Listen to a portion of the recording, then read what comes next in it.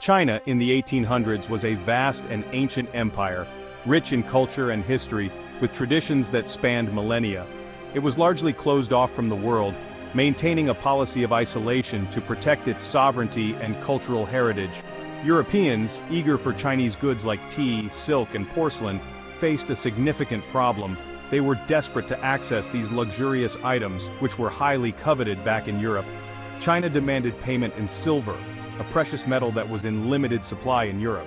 This demand for silver was draining European reserves at an alarming rate. This trade imbalance led Britain to seek a different solution: opium. The British saw an opportunity to exploit the addictive properties of opium to balance their trade deficit.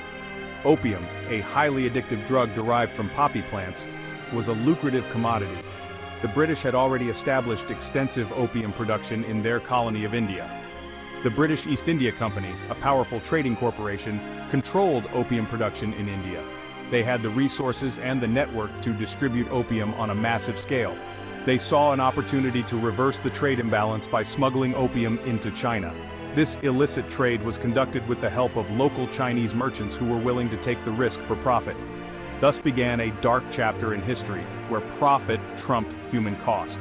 The widespread addiction to opium had devastating effects on Chinese society. The Chinese initially had little use for European goods. This frustrated British merchants who were eager to find a way to make their trade more profitable. They saw opium as the key to unlocking the Chinese market. The addictive nature of the drug meant that once people started using it, they would continue to demand more. The drug's addictive nature ensured a steady demand, promising immense profits for the British. Opium dens began to appear across China, and the social fabric of the nation started to unravel. The consequences for China, however, would be devastating. Families were torn apart, and the economy suffered as more and more people became addicted to the drug. A nation once renowned for its strength and stability was about to be brought to its knees by a tiny poppy seed. The opium trade would lead to conflicts and wars, further weakening the once mighty Chinese empire. The Chinese government eventually took a stand against the opium trade, leading to the Opium Wars with Britain. These conflicts would have lasting impacts on China's sovereignty and its place in the world. The Treaty of Nanking, which ended the First Opium War, forced China to cede territory and grant trade concessions to Britain, marking the beginning of a period of foreign domination and internal strife. Despite these challenges, the Chinese people showed remarkable resilience. Over time, they would rebuild their nation, but the scars of the opium trade would remain a poignant reminder of this dark chapter in their history. The 18th century witnessed a surge in British demand for Chinese goods, particularly tea. This luxurious beverage captivated British society. However, China, under the Qing dynasty, operated a strict trade policy. They demanded payment in silver, creating a significant trade deficit for Britain. The British East India Company, holding a monopoly on trade with Asia, faced a dilemma. They needed to find a way to balance the books without depleting Britain's silver reserves. The solution came in the form of opium. Grown in British-controlled India, opium was a highly addictive narcotic. The East India Company saw an opportunity to offset the silver drain by smuggling opium into China. This illicit trade, though profitable, had dire consequences.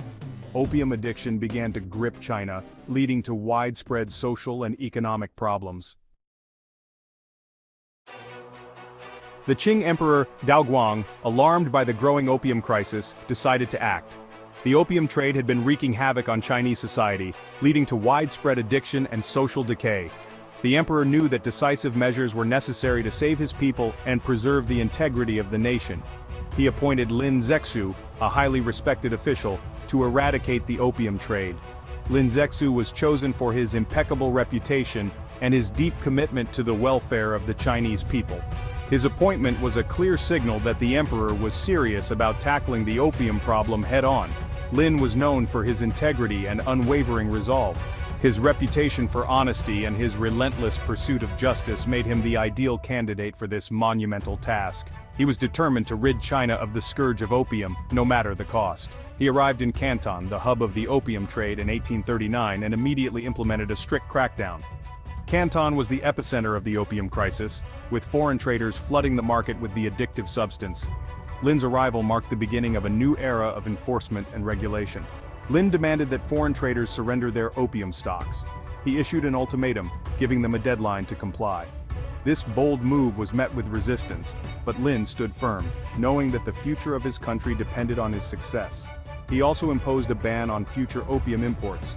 This was a comprehensive strategy aimed at cutting off the supply of opium at its source. Lin's policies were designed to be both immediate and long-lasting, ensuring that the opium trade would be eradicated once and for all. His actions stunned the British, who underestimated his determination. The British traders were taken aback by the severity of Lin's measures. They had grown accustomed to operating with impunity and were unprepared for such a resolute response. Lin oversaw the destruction of millions of pounds of opium. This dramatic act was carried out in public, serving as a powerful demonstration of China's newfound resolve. The destruction of the opium was a symbolic act, meant to show the world that China would no longer be a victim of this pernicious trade. This act was meant as a powerful message to the British. It was a clear statement that China would not tolerate the exploitation and degradation of its people. The destruction of the opium was a turning point, signaling a new chapter in China's fight against foreign influence. It showed that China would no longer tolerate this illegal trade. The Chinese populace, witnessing the destruction of the opium, felt a renewed sense of hope and pride. Lin's actions were a rallying cry for the nation, inspiring a collective effort to resist the opium trade. The British, however, viewed Lin's actions as a threat to their economic interests. The opium trade was highly profitable for the British, and Lin's crackdown posed a significant financial risk. The British traders were outraged and demanded that their government take action. They demanded compensation for the destroyed opium and free trade in China. The British government, pressured by the traders, sought to negotiate with the Chinese authorities. They insisted on being compensated for their losses and demanded the right to continue trading freely in China. The stage was set for a clash of empires. The tensions between the two nations escalated, leading to a series of confrontations that would ultimately culminate in the Opium Wars. This conflict would have far-reaching consequences, reshaping the relationship between China and the Western powers for generations to come. Section 4. The Cannon's Roar, the First Opium War. The destruction of British opium ignited the First Opium War in 1839. The British, with their superior naval technology, easily outmatched the Chinese forces. British warships bombarded coastal cities, inflicting heavy casualties and causing widespread destruction. This demonstration of military might shocked the Chinese. They had underestimated the technological gap between them and the West. The war exposed the weaknesses of the Qing dynasty. Their outdated weaponry and tactics proved no match for the British. The conflict concluded in 1842 with the Treaty of Nanking, a humiliating agreement for China. This treaty forced China to cede Hong Kong to Britain. It also opened several ports to British trade and granted extraterritorial rights to British citizens in China. Section 5. A second humiliation. The Second Opium War. This conflict, which took place between 1856 and 1860, was a significant chapter in the history of China and its interactions with Western powers. The First Opium War, which occurred from 1839 to 1842, failed to resolve the underlying tensions between Britain and China. The British were determined to continue their lucrative opium trade, while the Chinese sought to regain control over their own economy and sovereignty. The Treaty of Nanking, signed in 1842, proved to be only a temporary truce. It opened up 5 Chinese ports to British trade and ceded Hong Kong to Britain, but it did not address the deeper issues at play. The British, unsatisfied with the concessions, sought further privileges in China.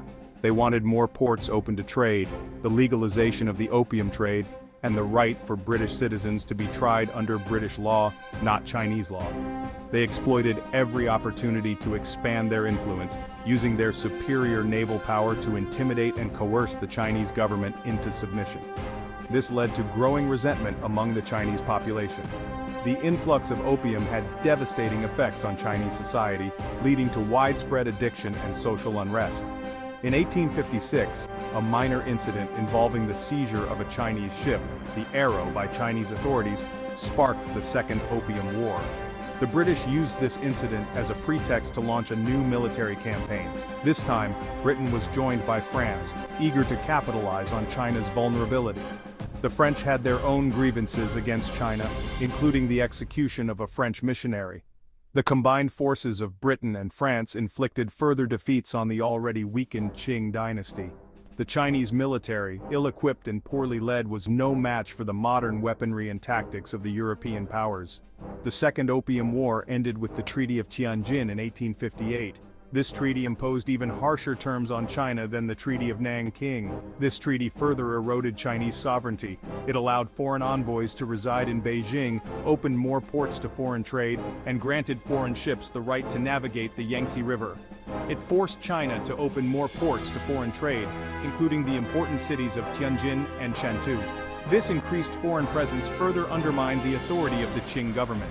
It also legalized the opium trade, solidifying British dominance over this lucrative market. The opium trade continued to have devastating effects on Chinese society, contributing to the decline of the Qing dynasty and the eventual fall of Imperial China. Section 6. The Crumbling Middle Kingdom. The Opium Wars had a devastating impact on China. Beyond the territorial losses and economic concessions, the wars exposed the Qing dynasty's weakness. This led to a loss of prestige and authority within China. The once mighty empire was now perceived as vulnerable, both internally and externally. The influx of opium, now legitimized by the treaties, exacerbated social problems. Addiction rates soared, crippling the workforce and tearing apart families. The Qing government, already weakened by corruption and internal strife, struggled to cope with the escalating crisis. The Opium Wars marked a turning point in Chinese history. They shattered the illusion of imperial invincibility and paved the way for a century of humiliation and exploitation by foreign powers. Section 7. Echoes of the Opium Wars. The Opium Wars cast a long shadow over China's history. They are seen as a symbol of national humiliation and the beginning of China's century of humiliation at the hands of foreign powers. The wars led to a loss of confidence in the Qing dynasty, contributing to its eventual downfall in 1911. The legacy of the Opium Wars continues to resonate in modern China. The memory of this period serves as a reminder of the dangers of foreign imperialism and the importance of national unity and strength. The Opium Wars also hold lessons for the world today. They highlight the dangers of unchecked economic exploitation and the devastating consequences of drug addiction. Furthermore, they serve as a stark reminder that history can repeat itself unless we learn from past mistakes.